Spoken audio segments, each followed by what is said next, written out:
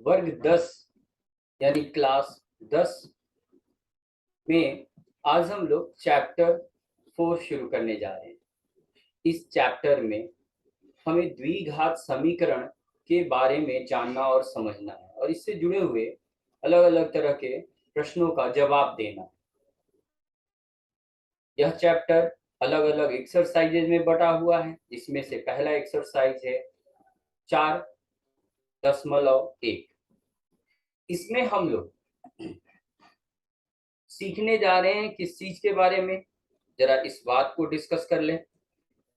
हम लोग इस एक्सरसाइज में जो चैप्टर 4 का पहला एक्सरसाइज है, ये जानने जा रहे हैं कि द्विघात समीकरण होता क्या है, उसका स्वरूप क्या है, उसका फॉर्मेट क्या है, उसका रूप क्या है, और उसके बाद हम अपने जीवन, वास्तविक जीवन से जुड़े हुए प्रश्नों को उन समीकरणों के रूप में लिखना सीखेंगे।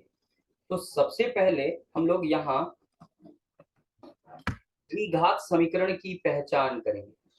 द्विघात क्वाड्रेटिक इक्वेशन अलजेब्रा का एक बहुत ही जरूरी समीकरण, जिसमें बहुत सारे रियल लाइफ से जुड़े हुए प्रश्नों को व्यक्त किया जाता है, निरूपित किया जाता है जिसके रूप में, उसके बारे में हम जानने जा रहे हैं। पहले इसकी पहचान करेंगे और तब इससे जुड़े हुए प्रश्नों को हल करेंगे।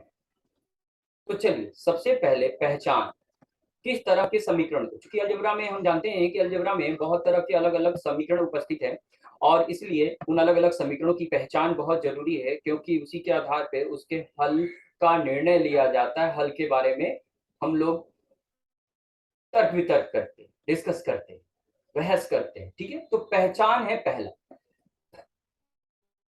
यहां पर क्वाड्रेटिक इक्वेशन यानी द्विघात समीकरण को जानने से पहले क्वाड्रेटिक एक्सप्रेशन यानी द्विघात बहुपद या व्यंजक के बारे में जानते हैं। ठीक है, द्विघात व्यंजक, जिसे हम लोग क्वाड्रेटिक एक्सप्रेशन कहेंगे। याद रखेंगे, इक्वेशन और एक्सप्रेशन यानी समीकरण और व्यंजक में फर्क होता है। कैसा होता है चेहरा इसका, जरा देखा जाए। ए इंटू यानी गुना एक्स स्क्वायर जोड़ बी गुना एक्स जोड़ सी। इस तरह से जब समीकरण का चेहरा, एक्सप्रेशन का चेहरा, व्यंजक का चेहरा दिखता है हमें, तो हम उसे द्विघात कहते हैं। इसकी पहचान करने का जो तौर तरीका है उसके बारे में हम जानेंगे। उससे पहले जरा बातों को समझिए। यहाँ पर हमने ए बी सी 3 तरह के अल्फाबेट्स यानी अंग्रेजी के अक्षरों का प्रयोग किया है। मैथ में यानी गणित में इनका प्रयोग हम नंबर्स यानी संख्याओं के लिए करते हैं, संख्याओं को निरूपित करने के लिए कहते हैं। किसी चीज के फॉर्मेट यानी रूप, स्वरूप को दिखाने के लिए करते हैं। ठीक है, तो यहाँ फिलहाल में हम अपने इस क्लास के अनुसार जो ए बी सी लेंगे वह सिर्फ वास्तविक संख्याएं होंगी। ए बी सी वास्तविक संख्याएं हैं। ठीक, ये द्विघात व्यंजक के बारे में बता रहे हैं। फिर दूसरा पॉइंट समझ लीजिए, इसकी पहचान कैसे की जाती है। तो इस तरह के व्यंजक में अभी हम लोग सिर्फ एक वेरिएबल पढ़ रहे हैं, यानी कि यह द्विघात व्यंजक है एक वेरिएबल यानी चर में, एक चर वाला द्विघात व्यंजक, एक चर वाले द्विघात व्यंजक। आगे की क्लासेस में आप देखेंगे कि एक से ज्यादा चर वाले द्विघात यानी 2 चर वाले भी द्विघात व्यंजक मिलते हैं। तो ये एक चर, चर माने वेरिएबल, जो यहाँ एक्स के रूप में है। तो ए बी सी वास्तविक संख्याएं हैं जो निश्चित रूप से फिक्स्ड रहेंगे, निश्चित रहेंगे। ठीक है, और एक्स जो है ना, ये है हमारा चर। चर का मतलब बदलने वाला। किसी भी व्यंजक में वह क्वांटिटी, राशि, जिसका मान हम बदल बदल के प्रयोग में ला सकें, उनके उसकी जगह अलग अलग चीजों को रख सके, अलग अलग नंबर्स का प्रयोग कर सकें, उसे हम लोग चर यानी वेरिएबल कहते हैं। तो यहाँ सिर्फ एक ही वेरिएबल है। अच्छा, यहाँ पर हम देख पाएंगे, जरा ध्यान से देखिए इस समीकरण को। तो एक जगह जिसे हम पहला पद कहेंगे, प्रथम पद, इस पद में 3 पद है यहाँ, यह द्वितीय पद है और यह तृतीय पद है। 3 पद हैं। ये पूरा का पूरा द्विघात व्यंजक का रूप है, कंप्लीट है, पूरा है, अधूरा नहीं। प्रथम पद में x वेरिएबल का स्क्वायर है और द्वितीय पद में सिर्फ x है और तृतीय पद में x नहीं है, या आप कह सकते हैं x का पावर 0 है। प्रथम पद में x का स्क्वायर है, द्वितीय में x का फर्स्ट पावर है यानी कि एक बार है, और तृतीय में x नहीं है यानी x का पावर 0 है। क्या क्या देखा हमने? x स्क्वायर और x का पावर 0। ठीक है, इसमें सबसे बड़ा पावर जो है, घात जो है, वह x स्क्वायर है। और इसी सबसे बड़े घात से किसी समीकरण यानी व्यंजक की पहचान होती है, एक्सप्रेशन की पहचान होती है, समीकरण नहीं, समीकरण अभी आएगा। तो किसी भी व्यंजक की पहचान उस व्यंजक में उपस्थित चर राशि के सबसे बड़े घात से होती है। सबसे बड़ा घात 2 है और इसी के कारण इसे द्विघात कहते हैं। ये इसके कारण ये द्विघात है, द्विघात। और सबसे बड़े घात से ही व्यंजक की पहचान और व्यंजक का गुण निर्धारित किया जाता है। यह प्रथम घात है और यह शून्य घात है। तो छोटे वाले घातों से व्यंजक की पहचान नहीं होती है, सबसे बड़े घात से होती है। तो हमारा ये द्विघात व्यंजक जो है वह x स्क्वायर के कारण पहचाना जाता है। तो यह द्विघात व्यंजक के बारे में हो गया। अब हम द्विघात समीकरण को देखेंगे। ठीक, दूसरा क्या है? द्विघात समीकरण। द्विघात समीकरण क्या है? द्विघात समीकरण क्वाड्रेटिक इक्वेशन के नाम से जानेंगे। ठीक, अब बी एक्स प्लस सी बराबर 0। कुछ और बातों को आगे सीखेंगे, अभी पहचान करना सीख लें। सॉरी, बराबर 0 नहीं है, ये व्यंजक है, ये व्यंजक, एक्सप्रेशन व्यंजक। ठीक, जब हम समीकरण की बात करते हैं तो हमें व्यंजक को या तो 0 या किसी दूसरे राशि के बराबर करना होता है।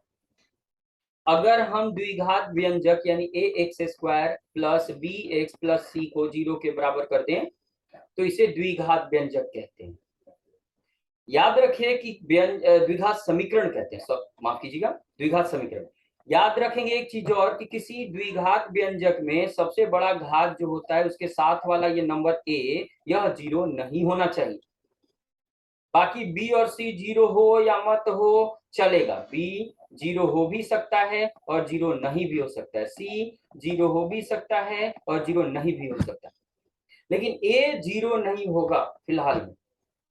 उसी प्रकार जब हम द्विघात समीकरण की बात करेंगे तो द्विघात व्यंजक को 0 के बराबर कर दे, ये द्विघात समीकरण बन जाता है, जहां ये निश्चित नियम है कि a 0 नहीं होना चाहिए, क्योंकि a 0 हुआ यह पद खत्म हो जाएगा और इससे द्विघात समीकरण का गुण खत्म हो जाएगा। फिर हमें रैखिक समीकरण मिल जाएगा जो अलग गुण का होता है। ठीक है, इसलिए a 0 नहीं होना चाहिए। यह है द्विघात समीकरण। याद रखेंगे इसके स्वरूप को, इसके फॉर्मेट को, और इसी के आधार पर इस तरह के समीकरणों की पहचान करते हैं। उदाहरण के लिए, एग्जाम्पल के लिए कुछ हम देख लें और फिर कुछ आगे का डिस्कशन करेंगे, बहस करेंगे। एग्जाम्पल द्विघात समीकरण के लिए, जैसे 2x square plus 3x plus 1 बराबर 0। यहाँ पर सबसे बड़ा घात x स्क्वायर है, इसलिए ये द्विघात समीकरण है। बाकी दोनों पद हो या मत हो, देखो ये पूर्ण द्विघात समीकरण है, पूर्ण, कंप्लीट पूर्ण द्विघात समीकरण है। अगर किसी भी जगह पर मान लो कि स्क्वायर के अलावे बाकी दोनों पद में से कोई एक गायब हो जाए तब भी कोई दिक्कत नहीं, ये पूर्ण नहीं है, अपूर्ण, अपूर्ण द्विघात समीकरण है। ठीक, अच्छा, केवल x स्क्वायर बराबर 0 हो, ये भी अपूर्ण, पूर्ण नहीं, अपूर्ण, इनकम्प्लीट द्विघात समीकरण है, लेकिन द्विघात समीकरण है, तीनों द्विघात समीकरण। ये पूरा पूरा जब तीनों पद उपस्थित तो पूर्ण द्विघात समीकरण। अगर कोई भी दूसरा या तीसरा पद में से कोई भी एक गायब हो जाए तो वो अपूर्ण द्विघात समीकरण होता है, यानी द्विघात समीकरण होता है लेकिन पूरा पूरा नहीं, अधूरा। चलिए अलग एग्जाम्पल देखा जाए। अगर हम पूछे आए कि 3x+1 द्विघात समीकरण है तो नहीं, 3x जोड़ 1 बराबर 0 द्विघात समीकरण नहीं है, नहीं है, क्योंकि यहाँ पर द्विघात समीकरण होने के लिए चर राशि का सबसे बड़ा घात x² होना जरूरी है। अगर x² नहीं होगा तो द्विघात समीकरण नहीं। सबसे बड़ा x², उससे बड़ा भी नहीं होना चाहिए। जैसे मान लेते हैं x³ plus x² plus x+1 बराबर 0, यह भी द्विघात समीकरण नहीं है, क्योंकि यहाँ सबसे बड़ा घात तीसरा घात है, x³ है। इससे इसका पहचान, इसका जो गुण है वो बदल जाएगा। इसे हम त्रिघात समीकरण कहते हैं। ये द्विघात में है। द्विघात के लिए सबसे बड़ा घात x² का होना जरूरी है, उससे बड़ा नहीं और उससे छोटा नहीं होना चाहिए। तो यहाँ पर हमने द्विघात समीकरणों की पहचान की। चलिए, ये बात तो हम समझ गए कि द्विघात समीकरण में क्या है, कैसे है, किस तरह से है। आगे इसके बारे में कुछ और बातें हम जानेंगे, समझेंगे। अब प्रश्नों इनसे जुड़े हुए प्रश्नों को हल किया जाए, तो आगे बढ़ते हैं। ठीक, ये रहा प्रश्नावली 4.1 का पहला प्रश्न, जहां हमसे कहा जा रहा है, पूछा जा रहा है कि जांच करके बताइए कि क्या निम्नलिखित द्विघात समीकरण है कि नहीं। निम्न जो है वो द्विघात समीकरण है कि नहीं। कोई भी समीकरण द्विघात समीकरण तभी कहा जाएगा जब वह इस रूप में लिखा जा सके। क्या बातें हमने समझी। द्विघात समीकरण तभी होता है जब हम उसे इस रूप में व्यक्त कर सके। अगर इस रूप में व्यक्त नहीं कर सकते हैं तो द्विघात समीकरण, इससे भिन्न कुछ भी आया द्विघात समीकरण नहीं। यानी सबसे मुख्य है सबसे बड़ा घात x² का उपस्थित होना, इससे बड़ा नहीं होना चाहिए। इसके साथ साथ इससे छोटे छोटे हो सकते हैं, लेकिन ये गायब नहीं होना चाहिए, x² गायब नहीं होना चाहिए। तो पहले प्रश्न का जवाब देखा जाए तो यहाँ पर दिया हुआ है x जोड़ 1 का होल स्क्वायर बराबर 2 गुना x माइनस। क्या ये द्विघात समीकरण? देखकर तो लग रहा है कि है, लेकिन ऐसे अनुमान से नहीं, इसे हल करके देखना है क्या यह इस रूप में व्यक्त किया जा सकता है। तो इसके लिए थोड़ा इसे सरल करना होगा। जहां पर जो तरीका सरलीकरण का आएगा वो अपनाएंगे। यहाँ x जोड़ 1 का होल स्क्वायर है, जो कि एक अलजेब्रा का फॉर्मूला होता है, वो है a जोड़ b का होल स्क्वायर, उस पर तोड़ना होगा, जिसका रिजल्ट लिखेंगे हम लोग इसके बराबर, तो a² plus b² plus 2ab ये लिखेंगे। तो x a की जगह है और 1 b की जगह है। तो चलिए इसको हल किया जाए जरा। a² plus b² plus 2ab, और इधर भी गुना करना है बंटन के नियम से। यह 2 ब्रैकेट के बाहर है और ब्रैकेट हटाएंगे तो 2 दोनों से गुना होगा, तो 2 गुना 1 माइनस 2 गुना 3 6 हो जाएगा। अब इधर उधर जो है ट्रांसफर करने के नियम से, एक साइड से दूसरे साइड में जाने के नियम को अपनाएंगे। पहले तो लिखेंगे x², 1² का रिजल्ट 1 होगा और 2 गुना x गुना 1 2x हो जाएगा, क्योंकि 2 गुना 1 2 होता है और x से गुना करें 2x। ये 2x को इधर भेज दीजिए, प्लस से इधर आएगा लेफ्ट साइड में, तो माइनस 2x हो जाएगा, और 6 जब आएगा तो प्लस हो जाएगा। यानी हम क्या करेंगे, राइट साइड जो है, इधर का साइड जो है, उसको वहां केवल 0 दिखना चाहिए और कुछ नहीं, इसलिए उधर जो कुछ भी हो उसे लेफ्ट साइड में भेज देना है। तो देखो ये प्लस 2x और माइनस 2x कट गया, जिसके कारण अब हमारे पास ये बच रहा है x², फिर प्लस में 1 और प्लस 6, 1 और 6 जोड़कर 7 0। आप देख सकते हैं इस समीकरण में सबसे बड़ा घात 2 वह उपस्थित है। इससे छोटा हो या मत हो, इससे बड़ा नहीं होना चाहिए, इससे छोटा हो या मत हो, लेकिन सबसे बड़ा घात 2 है, जो कि हम कहेंगे कि a x² जोड़ bx प्लस c बराबर 0 के रूप में है। अतः यह एक द्विघात समीकरण द्विघात समीकरण। ऐसे पूरा जवाब हमें लिखना पड़ेगा अपने परीक्षा में।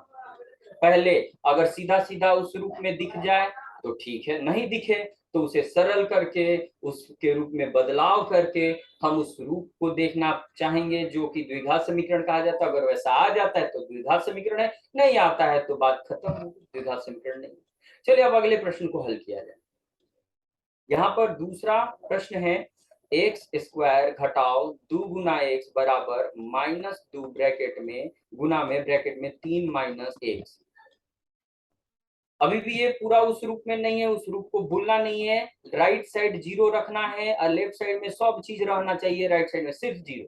तो यहाँ लेफ्ट में भी कुछ है, राइट में भी कुछ है, 0 को छोड़कर, तो बदलना होगा। पहले ये गुना करें, -2 गुना 3 -6 और -2 गुना -x, माइनस माइनस जोड़ प्लस हो जाता है, 2x हो गया। अब सबको इधर भेज दीजिए लेफ्ट में, चिन्ह बदलने के नियम को ध्यान में रखते हुए -6 इधर आके जो +6 में लिखा जाएगा, और प्लस में 2x है इधर भेजेंगे तो माइनस में 2 गुना x रहेगा, और राइट साइड में अब कुछ नहीं बचा तो 0 लिखेंगे। चलिए देखा जाए सजाते हुए, सबसे बड़ा घात एक्स स्क्वायर पहले, उसके बाद जो है -2x और -2x से एक के जैसन चिन्ह है तो जोड़ देंगे, -2x और -2x, 4 -4x + 6, जो कि पूर्ण रूप से उसी रूप में है। द्विघात समीकरण सबसे बड़ा घात एक्स स्क्वायर है ही, जो कि क्या है, ax square plus bx plus c बराबर 0 के रूप में है। अतः यह समीकरण द्विघात समीकरण है। चलिए दूसरा भी हो गया, पहला द्विघात समीकरण है, दूसरा है। अब तीसरे की बात करते हैं, है ना।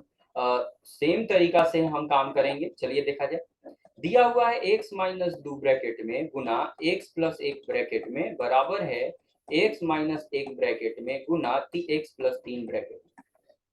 अभी हमें देखना है इस रूप में ये लिख सकते हैं कि नहीं, इसके लिए इसे सरल करना पड़ेगा, सिंप्लीफाई करना पड़ेगा, जहां लेफ्ट साइड में और राइट साइड दोनों जगह ब्रैकेट में दो को फैक्टर दिया है, दोनों को गुना करेंगे बंटन के नियम से। जैसे पहले ब्रैकेट के x को दोनों से गुना कर दें, तो x गुना x स्क्वायर है, x गुना 1 प्लस में है तो प्लस x, और फिर 2 से भी दोनों, -2 से दोनों में -2 गुना x -2x और -2 गुना 1 -2। इसी प्रकार हम बायां पक्ष दायां पक्ष जो है राइट साइड में हम लोग गुना करेंगे, x गुना x स्क्वायर, x गुना 3x प्लस में, और -1 गुना x -x और -1 गुना 3 माइनस।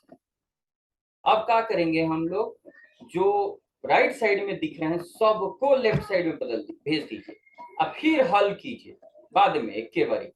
तो एक्स स्क्वायर प्लस में इधर आके माइनस में हो जाएगा, 3x प्लस में है तो माइनस में आ जाएगा, इधर -x प्लस माइनस में है तो प्लस में लिखा जाएगा, और -3 भी प्लस में आएगा, और कुछ नहीं बचा राइट साइड में, बराबर के राइट साइड में तो 0। देखिए जरा क्या क्या हाल हो रहा है यहाँ पर। यहाँ पर आप देख पाएंगे एक्स स्क्वायर कट गया, गोइंग टू घरे, फिर और क्या कट रहा है, अभी कुछ डायरेक्ट नहीं कट रहा है, लेकिन x जोड़ x 2x होता है और -2x, ये भी खत्म कहानी। ये सब भी मिलकर गोइंग टू घरे, कैसे, x प्लस में है, x प्लस में है तो 2x हो गया, और -2x पहले से है, फिर -2 है, फिर -3x है प्लस 3, कुछ छोड़ना नहीं है भाई, देख लीजिए। तो 2x ये भी कट गया, अब बचा क्या, -2 प्लस 3 1 हो जाएगा, -3x। यहाँ सबसे बड़ा घात 1 है, ये देखिए, ये यहाँ पर x वेरिएबल से उसकी पहचान होती है, x का सबसे बड़ा घात x है, इससे बड़ा नहीं है। ये रैखिक समीकरण है, द्विघात समीकरण नहीं है। तो हम लिखेंगे यहाँ जो कि ax square plus bx plus c बराबर 0 के रूप में नहीं है, नहीं ना है, नहीं है। क्यों, क्योंकि सबसे बड़ा घात एक्स स्क्वायर चाहिए जो कि है नहीं, और इस कारण से अतः हम कह सकते हैं यह समीकरण द्विघात समीकरण नहीं है। तो आप देख पा रहे हैं कि जो उस रूप में दिख जाए उस वही द्विघात समीकरण कहलाएगा, और जो नहीं दिखे वो द्विघात समीकरण नहीं कहलाएगा। चलिए आगे बढ़ते हैं, थोड़ा हल करते हैं कुछ और प्रश्नों को। तो हम देख रहे हैं कि दूसरा तो द्विघात समीकरण है, तीसरा नहीं है। ये द्विघात समीकरण है, ये है और ये नहीं है। अब चौथे की बारी है। ठीक, क्या है? x घटाओ 3 गुना 2x जोड़ 1 बराबर में x गुना x जोड़ 5 है। चलिए गुना किया जाए वैसा ही जैसा कि अभी तीसरा नंबर प्रश्न हल किए। कैसे गुना करके?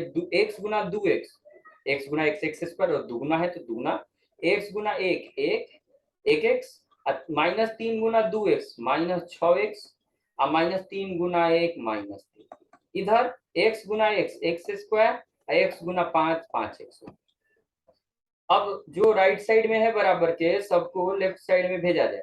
अब बाद में एक वाली जोड़ घटाव कर लिया जाएगा। ठीक है, तो एक्स स्क्वायर प्लस में इधर आके माइनस है, 5x प्लस में है माइनस में, राइट साइड में अब कुछ नहीं बचा तो वो जीरो लिखा जाएगा। तो अब 2x, एक जैसे चीजों को ही जोड़ घटाव वगैरह किया जाता है।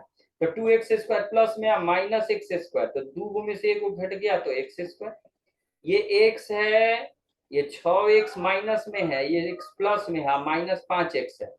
तो सेम चिन्ह वाले जो होते हैं उन्हें जोड़ दिए, -6 और -5, -11 प्लस में x है तो -11 प्लस x -10, बड़ा वाले का चिन्ह लिखते हुए और 3, जो कि है उस रूप में, जो कि ax square plus bx plus c बराबर 0 के रूप में है।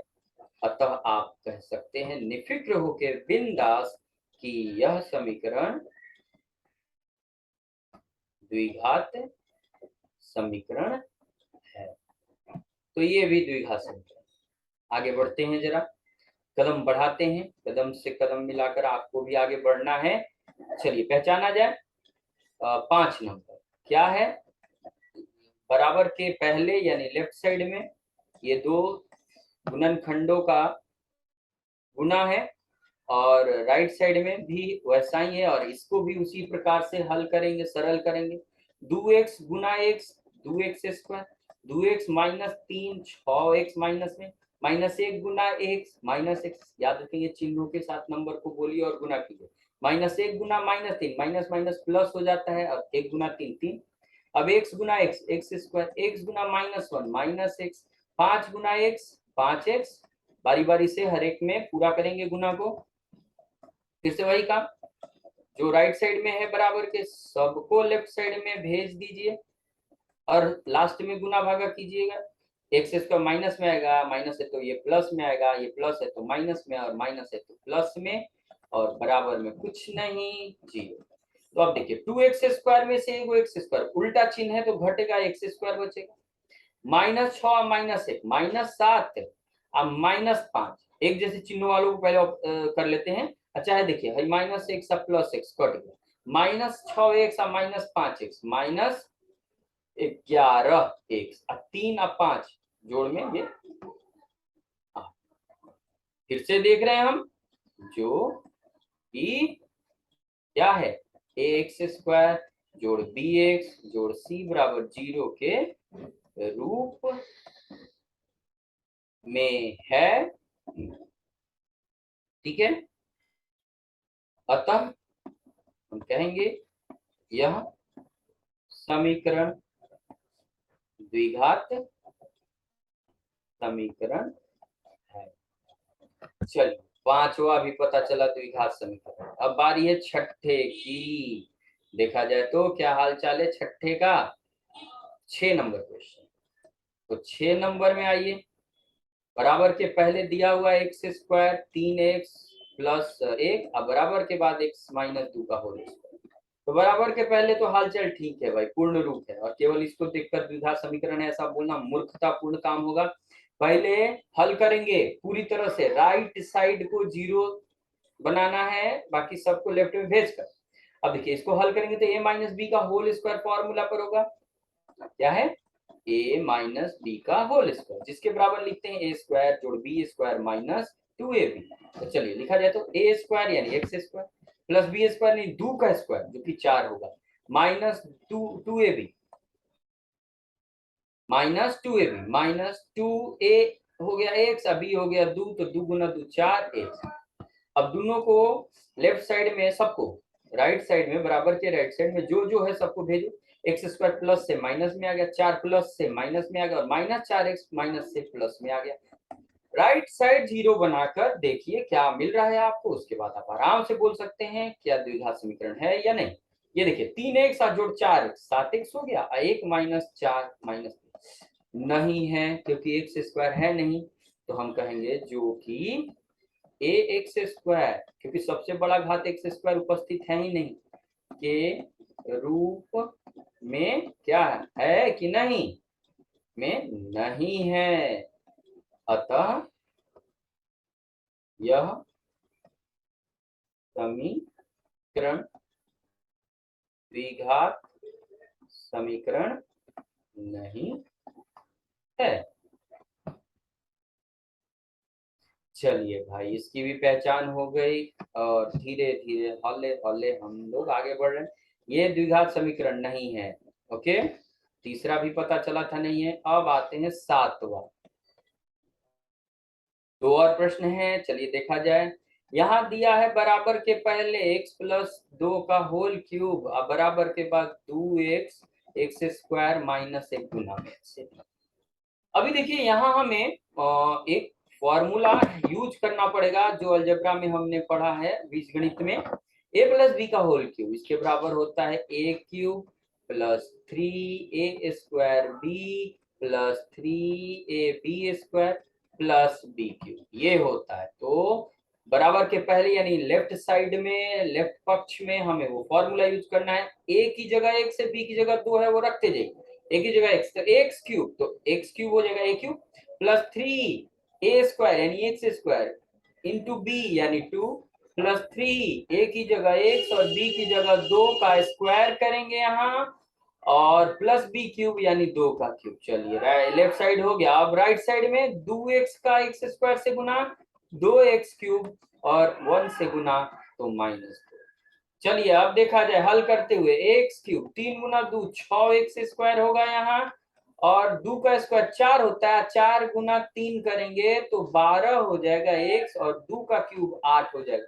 राइट साइड में जो दोनों हैं उसको इधर भेज दीजिए, तो -2x क्यूब, प्लस है तो माइनस में, और माइनस है तो प्लस में लिखते हुए राइट साइड 0। जरा देखा जाए क्या मिला, ये देखिए एक जैसी चीजों को हल करते हुए, एक्स क्यूब एगो है, -2 है तो माइनस एगो बच गया, इसके अलावा 6x स्क्वायर, फिर 12x और 2 14x बचा, और 8 बच गया। गड़बड़ हो गया भाई, यह क्यूब है, यह क्यूब एक्स क्यूब है ना घटाने पर, जो कि नहीं है भाई उस रूप में, जो कि a x square plus b x plus c बराबर 0 के रूप में नहीं है। अतः क्या कहेंगे, यह समीकरण द्विघात समीकरण नहीं है। तो देखिए द्विघात समीकरण की पहचान पर अभी सारा काम कर रहे हैं, और अभी तक पता चला हमें कि कैसे इसकी पहचान की जाती है। अब लास्ट में एक बच रहा है जो 8 नंबर, देखा जाए भाई कि यह द्विघात समीकरण है कि नहीं। चलिए लिखा जाए तो क्या है, जो प्रश्न दिया हुआ है 8 नंबर हम लिख रहे हैं उसको, और फिर से यहाँ a माइनस बी का होल क्यूब का फॉर्मूला हमें यूज करना पड़ेगा। a माइनस बी का होल क्यूब यह होता है a cube minus 3a square B plus 3ab square minus B, और इस पर जो बराबर के राइट साइड में है उसको पहले चेंज करेंगे, बदलेंगे, और तब देखेंगे क्या आ रहा है क्या है। तो a माइनस बी के होल क्यूब, जिसमें हम लिखेंगे a क्यूब यानी x cube minus 3a square यानी एक्स का स्क्वायर इंटू बी यानी 2, यहाँ 2 है b की जगह, प्लस 3 a की जगह एक्स है और b की जगह 2 का स्क्वायर और b की जगह 2 का क्यूब है। चलिए आगे बढ़ते हैं हल करते हुए, और बराबर के राइट साइड से लेफ्ट साइड में भेजेंगे। एक्स क्यूब प्लस में है तो माइनस में आ जाएगा, ये माइनस में हल करते हुए 3 गुना 2 6 और एक्स स्क्वायर प्लस में इधर 6x² आ जाएगा, और 3 गुना 4 12, जो प्लस में है माइनस 12x आएगा, और तो ये 8 है, माइनस में ये प्लस में आ जाएगा 0। देखिए जरा क्या हुआ भाई, कट गया, वाह क्या बात है, एक्स क्यूब गायब, गोइंग टू घरे, -4x² प्लस 6x²। तो 6 बड़ा है 4 छोटा है, घटेगा, उल्टा चिन्ह है तो 2x² बचा, -12 माइनस 1x, -13x 8 है 1 9 बराबर 0 है भाई, है क्या कहेंगे, जो कि ax² जोड़ bx प्लस c बराबर 0 के रूप में है। अतः यह समीकरण द्विघात समीकरण है। चलिए, तो इसमें हमने द्विघात समीकरण की पहचान पर काम किया, आगे बढ़ते हैं दूसरे प्रश्न के तरफ। ये यहाँ हमें कुछ वास्तविक जीवन, हमारे रोजमर्रा के जीवन से जुड़े हुए प्रश्नों को दिया गया है, शब्दों में एक सिचुएशन, एक स्थिति बनाई गई है कि अगर ऐसा ऐसा है तो इसे गणितीय चेहरा दीजिए, गणितीय रूप में लिखिए। शब्दों को जब हम गणितीय रूप में लिखना शुरू करते हैं, लिखने लगते हैं, तभी हमें गणित समझ में आता है और हम गणित को से जुड़े हुए प्रश्नों को बना पाते हैं, हल कर पाते हैं। ठीक है, यहाँ पर कुछ शब्दों में कथन दिए गए हैं, स्थितियां बनाई गई हैं, उन स्थितियों को पढ़ना है और द्विघात समीकरण तैयार करना। इसके लिए जरूरी है शब्द जो हैं, ध्यान देंगे, शब्दों को गणितीय चिन्हों में बदलिए, गणितीय चिन्हों, संकेतों, चिन्हों, संकेतों के रूप में बदलिए, के रूप में, जिसका कुछ नियम कानून होता है, पढ़ा जाए, पढ़ने के साथ साथ हम उसको समझाएंगे। कह रहा है एक आयताकार भूखंड है, प्रश्नों को ध्यान से पढ़ते हैं, जब शब्दों वाले प्रश्न दिए जाते हैं उनमें किन किन चीजों का जिक्र है, क्या हमें स्थितियां बताई जा रही हैं, क्या हमें दिया जा रहा है, क्या पता करने की बात कही जा रही है, हर एक शब्द को ध्यान से पढ़ेंगे, समझेंगे। पर एक जमीन का टुकड़ा है, भूखंड है, जो आयत के आकार में है और इसका क्षेत्रफल 528 मीटर स्क्वायर दिया गया है। क्षेत्र की लंबाई जिसे मीटर में लेना है और चौड़ाई के बारे में बता रहा है कि लंबाई जो है चौड़ाई के दुगने से 1 ज्यादा है, तो इसका द्विघात समीकरण के रूप में आप कैसे इसे व्यक्त करेंगे। तो चलिए पहले प्रश्न का जवाब लिखा जाए। सबसे पहले शब्दों को गणितीय चिन्हों और संकेतों में बदलना। इसका मतलब होता है शब्द को मैथमेटिकल रूप देने के लिए, गणितीय रूप देने के लिए हमें कुछ संकेतों का प्रयोग करना पड़ता है, जो अंग्रेजी से आता है, अंग्रेजी अक्षरों से आता है, या जो ग्रीक होता है, ग्रीक अक्षरों से लिए जाते हैं। जैसे कह रहा है एक आयताकार भूखंड है, तो आप अपने अनुमान से, एक अंदाज से आयताकार भूखंड का नक्शा बना लीजिए, चित्र बना लीजिए और उसी पर काम कीजिए। इसका पूरा क्षेत्रफल 528 मीटर स्क्वायर का है। हम जानते हैं आयत में लंबाई चौड़ाई होता है, तो कह रहा है इसकी जो लंबाई है, ये लंबाई जो चौड़ाई के दुगने से 1 ज्यादा है। स्थितियां बनाई जा रही हैं कि लंबाई सीधे नहीं दिया जा रहा है, चौड़ाई सीधे नहीं दिया जा रहा है, बल्कि कह रहा है लंबाई चौड़ाई से ऐसा है वैसा, इस तरह से बताया जा रहा है। हमें इसी पर काम करना होता है, जो नहीं पता है उसे मानना होता है। मैथ का यही तरीका, नहीं पता है मान लीजिए। चाचा कौन, नहीं पता, मान लिए एक्स है चाचा। मामा कौन, नहीं पता, मान लिए मामा वाई है। आपकी उम्र क्या है, नहीं पता, मान लीजिए एक्स है। आप कितना खाना खाते हो, नहीं पता, मान लीजिए एक्स खाते हो, आप एक्स केजी, एक्स ग्राम, जितना खाना है खाते हो, मान लीजिए। मैथ में यही फायदा है, नहीं पता है मान लिया एक्स वाई जेड। लंबाई चौड़ाई दिया नहीं है, बोल रहा है लंबाई चौड़ाई के दुगने से 1 ज्यादा है, ना लंबाई पता है ना चौड़ाई, लेकिन ऐसे कहानी कह रहा है, कथा कह रहा है कि भैया ऐसा ऐसा स्थिति है, आप बताइए क्या होना चाहिए। तो पहले मानना होता है लंबाई चौड़ाई के दुगने से। तो सोचो लंबाई जो है चौड़ाई के दुगने से ज्यादा है, तो लंबाई तभी मिलेगा जब चौड़ाई हमें पता, और चौड़ाई पता है नहीं, इसलिए हम मानेंगे। माना कि आयताकार भूखंड की लंबाई मीटर में, ये बात ध्यान रखें, मीटर में माप रहे हैं तो मीटर में बराबर x है। तो लंबाई नहीं, चौड़ाई, सॉरी, चौड़ाई चौड़ाई चौड़ाई चौड़ाई, क्योंकि चौड़ाई से लंबाई तुलना कर रहा है, तो इसकी लंबाई क्या हो जाएगी? तो कह रहा है लंबाई जो है चौड़ाई के दुगुने से, चौड़ाई x मिला है तो चौड़ाई के दुगुने से, यानी x का दुगुना लेकर उस एक ज्यादा है, ये स्थितियां दी गई हैं। तो कह रहा है कि इसे द्विघात समीकरण का रूप दीजिए। हमें जो दिया है उसी पर काम करके ये रूप देखना है, क्या रूप आएगा कि नहीं वो बात का चीज है। हमें जो स्थितियां दी गई उस पर काम करना है। लंबाई पता चल गया, चौड़ाई पता चल, और क्षेत्रफल दिया है। अब हम क्या करेंगे, उस आयताकार भूखंड का क्षेत्रफल लिखेंगे। क्षेत्रफल दिया है 528 मीटर स्क्वायर दिया है। तो फॉर्मूला से, सूत्र से हम किसी आयताकार क्षेत्र का क्षेत्रफल निकालना जानते हैं, उसका प्रयोग करेंगे। तो आयताकार क्षेत्र का क्षेत्रफल होता है लंबाई गुना चौड़ाई, और यही लंबाई गुना चौड़ाई का मान दिया है 528।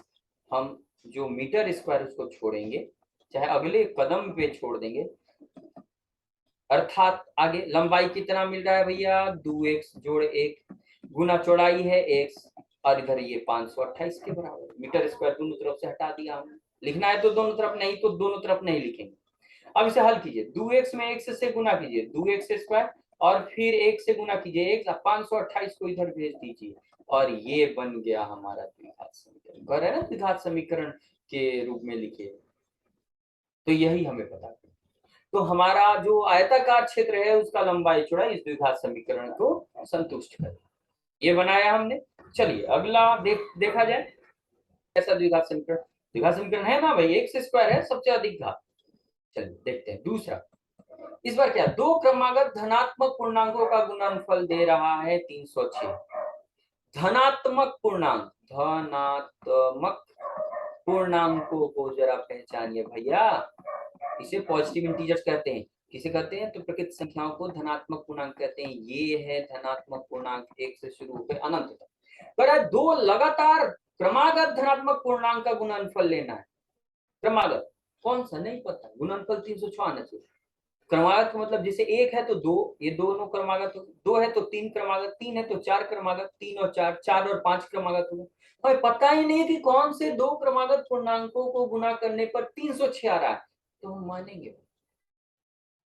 फिर से सुनिए, हमें पता नहीं कि इनमें से कौन सा दो लगातार धनात्मक पूर्णांक लेंगे कि 306 गुना करने पर मिले, हमें पता नहीं, तो हम माने। माना कि पहला धनात्मक पूर्णांक बराबर x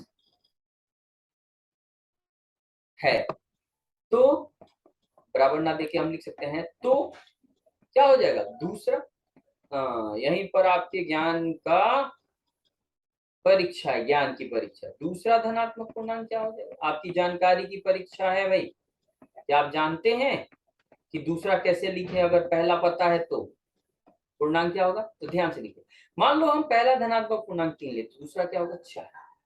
बाद वाला लेंगे, पहले वाला नहीं लेंगे, बाद वाला लेना अच्छा रहता है। तो अगर पहला 3 है तो दूसरा 4 होगा, एक ज्यादा। अगर पहला 4 है तो दूसरा 5 होगा, एक ज्यादा। यानी कोई भी एक धनात्मक पूर्णांक के बाद जो धनात्मक पूर्णांक आता है ठीक बाद, वो एक ज्यादा होता है। तो अगर हम x लिए हैं तो दूसरा वाला क्या हो जाएगा, x जोड़ 1 होगा। कह रहा है प्रश्नानुसार कि दोनों धनात्मक पूर्णांकों का गुणनफल, यानी पहला x है और दूसरा x जोड़ 1 है, इनका गुणनफल 306 है।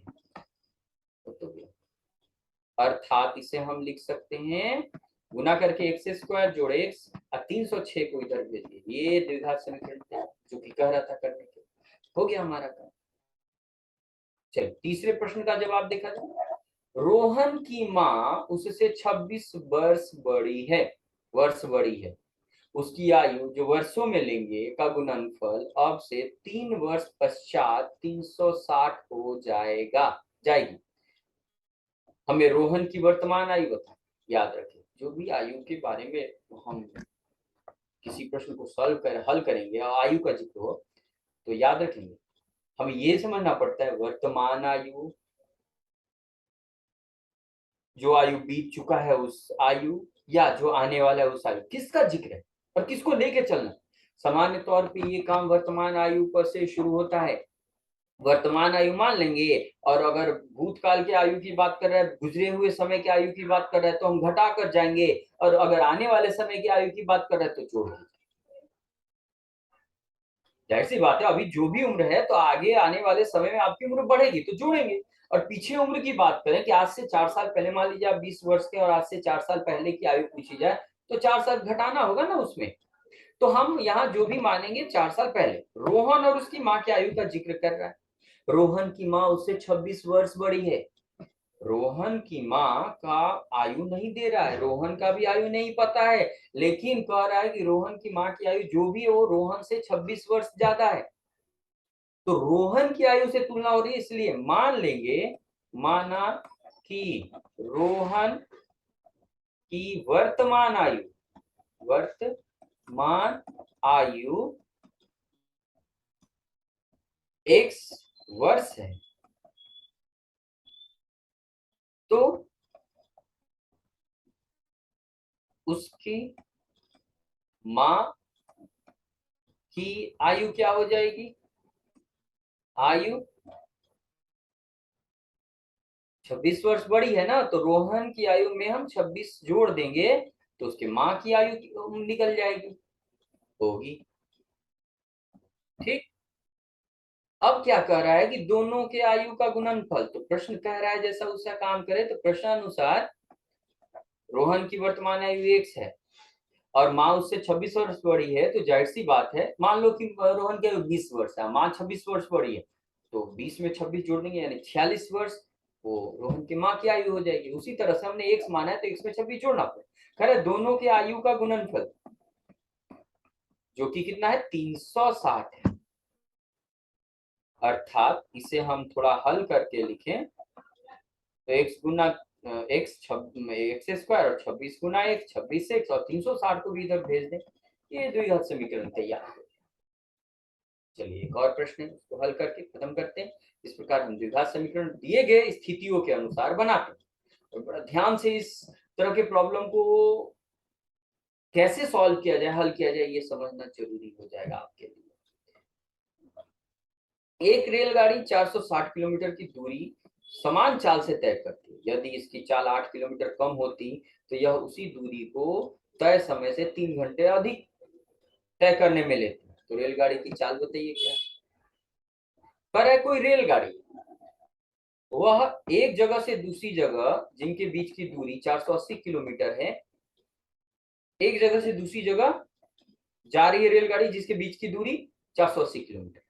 अगर वह एक समान चाल से, जो समान चाल है उसका, उससे चले तो यह 480 किलोमीटर की दूरी तय करती है।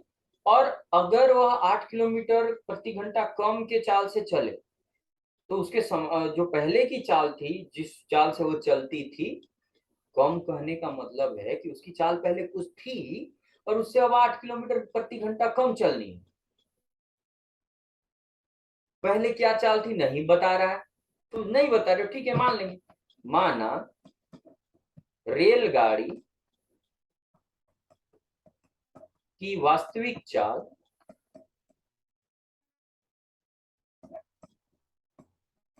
x किलोमीटर, याद रखेंगे यूनिट पे ध्यान देंगे, प्रति घंटा है।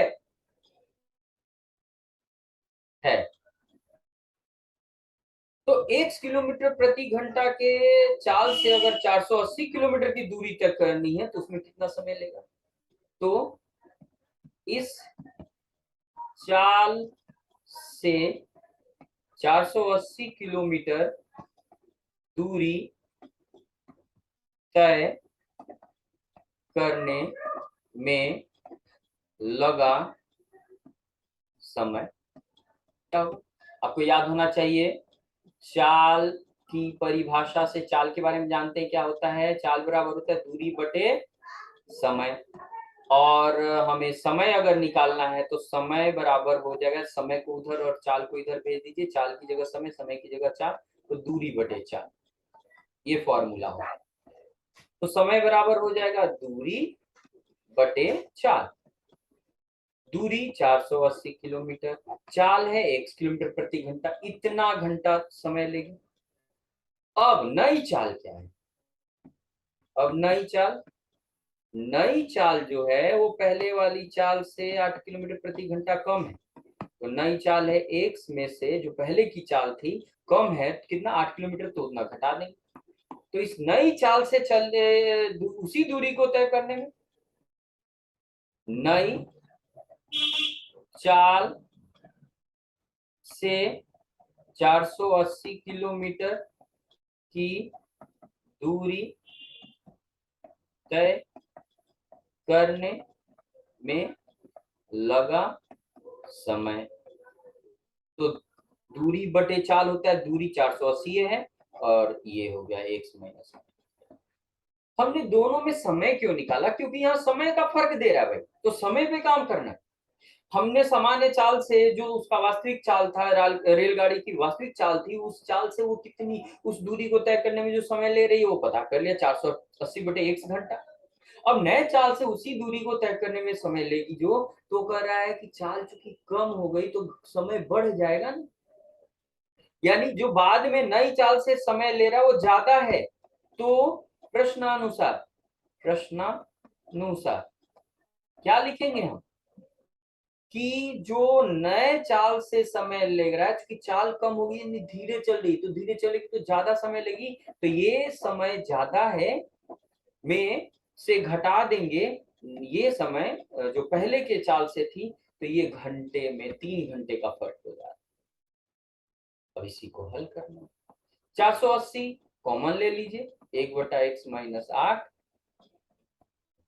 कॉमन ले लीजिए, ये हो गया। अब जो है एलसीएम ले लीजिए, x गुना x माइनस 8, इसे हल करके द्विघात समीकरण का चेहरा देना है, तो यहाँ x हो जाएगा, यहाँ x माइनस 8, ये हो गया। इसको और हल करना है, अभी द्विघात समीकरण का चेहरा देना है ना, पूरा हल करके लिखना है। तो इधर लेफ्ट साइड में हो गया 480, ऊपर देखिए ब्रैकेट हटाएंगे तो x माइनस, ब्रैकेट हटाएंगे अंदर का चिन्ह बदल जाएगा, प्लस हो जाएगा, और नीचे हो गया x गुना x माइनस 8 बराबर में 3। देखिए x कट गया, अब ऊपर हो गया 480 गुना 8 और नीचे हो गया x गुना x माइनस 8 बराबर 3। अब इसको उधर और 3 को नीचे भेज देंगे, तो ये x गुना x माइनस 8 उधर जाएगा, 3 इधर आएगा, 480 गुना 8 बटे 3, और ये x में गुना करते हुए x स्क्वायर माइनस 8x हो जाएगा। अब क्या है, कटाइए और जो भी आएगा उधर भेज दीजिए, द्विघात समीकरण बन जाएगा, ये हो गया। उधर x स्क्वायर माइनस 8x लिखा, और ये कटाइए जरा, 160 गुना 8 कितना आएगा, उधर भेजने पर माइनस 0 1280, ये बन गया। इस प्रकार हम सिचुएशन यानी स्थितियों के आधार पर अपना काम कर लेते हैं, ठीक है। चलिए आज के लिए इतना ही, बाकी अगले वीडियो में हम आपको आगे का चीज बताएंगे। धन्यवाद।